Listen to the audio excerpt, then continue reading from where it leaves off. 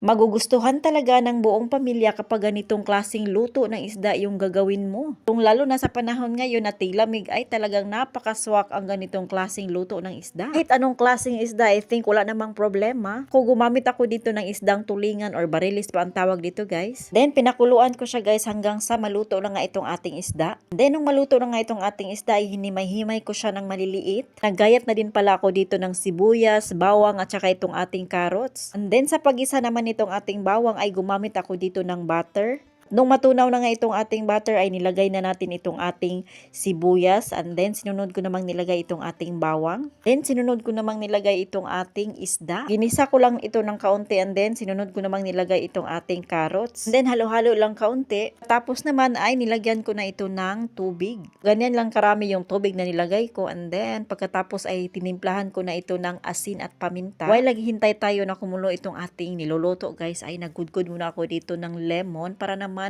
pang tanggal lang saba. So, kaunti lang naman yung aking nilagay, guys. Kung kumulo na nga siya, guys, ay naglagay ako dito ng kaunting cornstarch kasi mas masarap talaga pag may kaunting lapot. And finally, luto na nga itong aking ginawang sinabawang isda. Para mas masarap talaga, guys, at mawala talaga yung langsi ay kailangan nating maglagay ng kaunting lemon. Ayan, thank you Lord sa blessing. Kainan na. Thank you for watching.